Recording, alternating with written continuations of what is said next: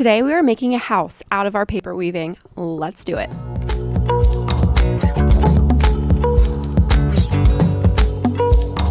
We have a lot of art supplies today. I've got some glue, construction paper crayons, color sticks, which are colored pencils that don't have the wood around the outside. I've got some texture plates, and of course my weaving I created last time.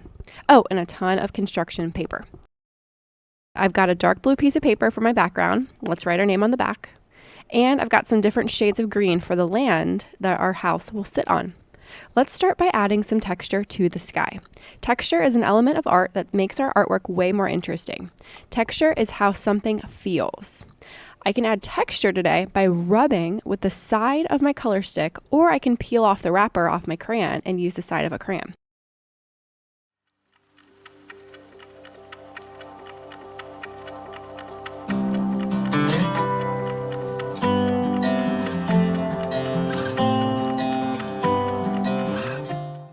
If you place a texture plate underneath your paper, you can rub with the side of your color stick on top of that spot where the plate is to reveal the pattern as you rub.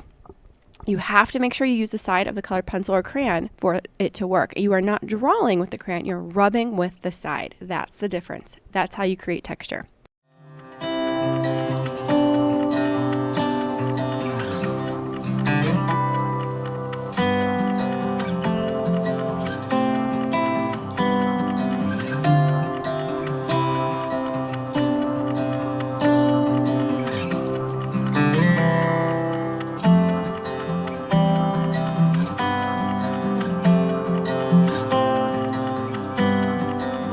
Once you have your texture all over your paper, grab some different shades of green construction paper. You can also use paper that is painted with shades of green too. This adds another type of texture to our artwork. We're going to make sure that this paper goes all the way across our blue paper today, and then we can either cut across or rip it in a way that goes all the way to the other side. This is going to show the hills and valleys in the land.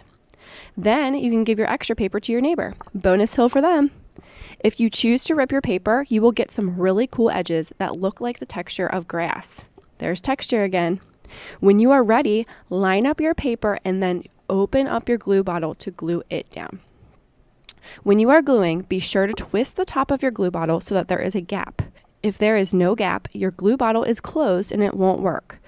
We never take off the entire top. That would create a huge mess. Now we're going to not a lot, all around the edge where we know that we will need some glue. We want glue all the way around the edges, but you don't want a huge puddle. Line up the paper the way you want it so that the edges create a straight line all the way down. Then press it down. Now check the top to see if you need to add some extra glue. Yep, I sure do. This top area is not glued down all the way, so I'm going to pull the paper down gently to add more dots of glue under this green hill shape I created. Okay, now let's choose another shade of green to add another hill. This time I will choose my painted paper. Make sure that the paper will fit again all the way across. Now let's rip or cut carefully all the way across to the other side. I'm going to use my scissors to cut this time.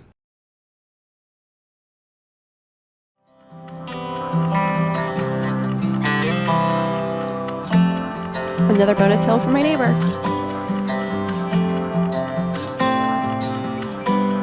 Okay, just like before, I'm going to dot, not a lot, all around the edges and then a little in the middle. This time we can make sure that we have enough glue by only putting glue on the back of the green piece.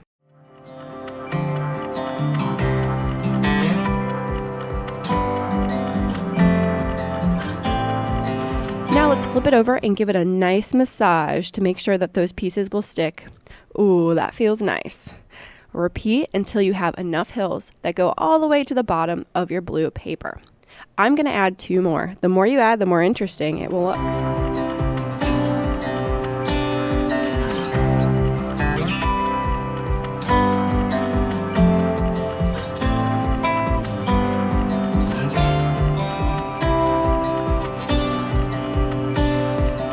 Okay, my last piece is going to get lined up just right so that we have a straight line going all the way down on both sides of our artwork. There we go.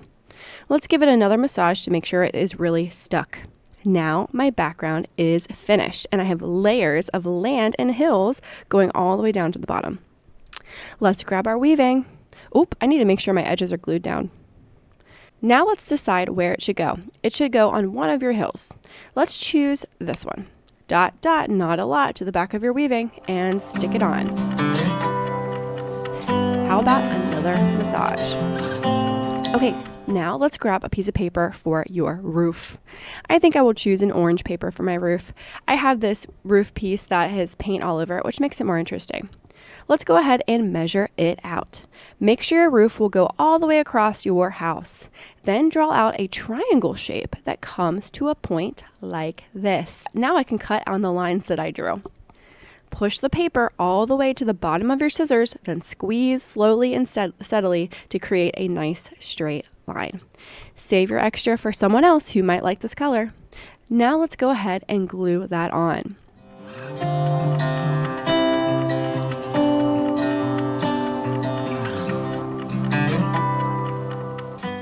Now that we've got the shape for our house and our background, this might be a good place to clean up and take a break. Come back when you're ready for some details. I am ready. So I've got all these extra pieces I saved that could be perfect for some windows and doors. Find a piece that is the right size and color for you, and let's start by making a door. I think I want my door to be a little bigger. Lay your paper on your house to measure out the size, then draw out your door shape. I'm going to choose a rounded door this time. Now let's cut it out and glue it on. Instead of liquid glue, let's switch to a glue stick so we can draw on top of some of our details without our paper being too wet. I'm going to use a construction paper crayon to draw in a doorknob. Now let's use our extra strips to make some windows and glue those down too.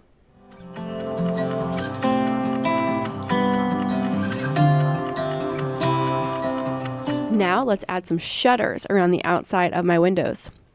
The more details you have, the more interesting your artwork will be. I'm going to measure out the right size each time, like this.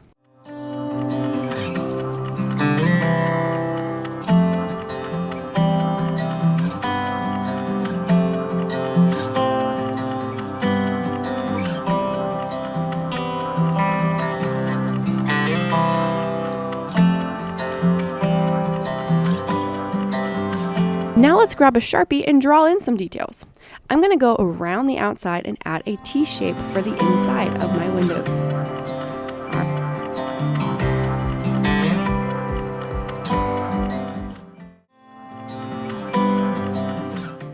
How about a chimney?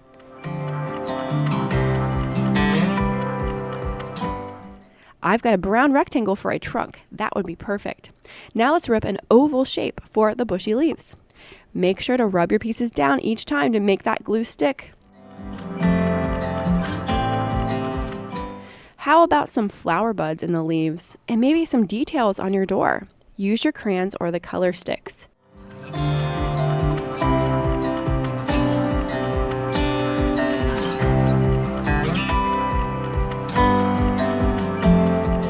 I think we're ready for some details in the sky. We can add some smoke coming out of the chimney with white color sticks.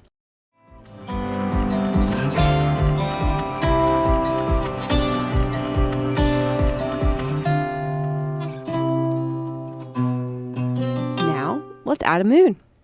Will it be a full moon or a crescent? Or maybe you want a sun.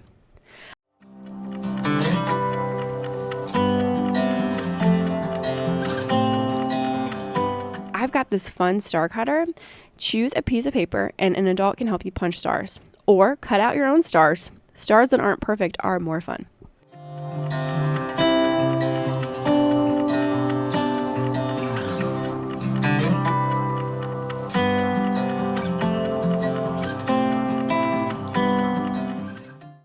If you'd like, you can also just draw on some stars or clouds with those awesome construction paper crayons. The last step is to add your own details. I think I might add a garden and maybe a path to my door. Maybe you could add some mushrooms, a dog. It's totally up to you. Now I think I am finally finished. What would you add? To see what you create, love, your cozy art teacher.